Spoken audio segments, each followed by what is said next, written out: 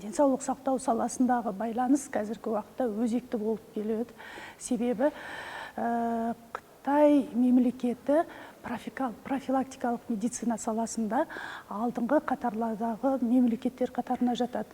Сондықтан да Қытай мемлекетіне бізде осы бағытта байланыс жасау өте үлкен маңызды іс-шаралар болып саналады. Қазіргі таңда енді білім беру саласында біз дегенмен үлкен байланыстар болып жатыр.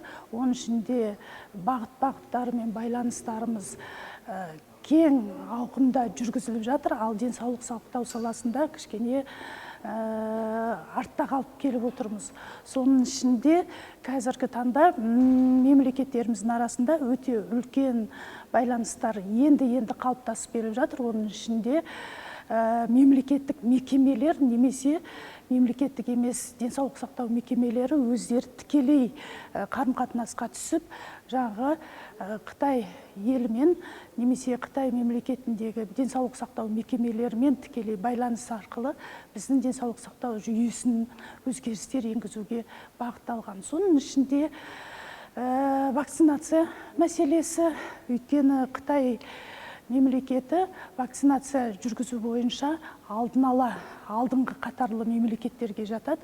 Себебі оның барлығы COVID-19-да біз көрінісін таптық.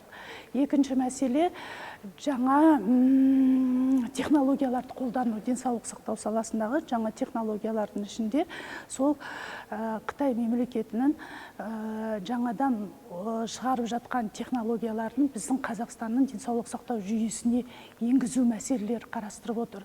Сонымен қатар мамандарды дайындау кезінде қазіргі уақытта бірнеше мемлекеттерде мамандарды дайындауға байланысты енді оқу орындарында, жоғарғы оқу орындарында келісім шарттар жасалынып жатыр.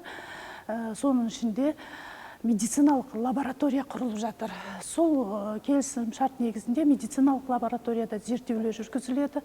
Алдын алу аурулардың, кейбір аурулардың алдын алу шараларын қарастырылып жатыр. Енді осы ары қарай біздің мақсатымыз сол дамыту және алдымызда тұрған сол дамытуға байланыстардың дамытуына кедергі болатын нәрселерді көтеру.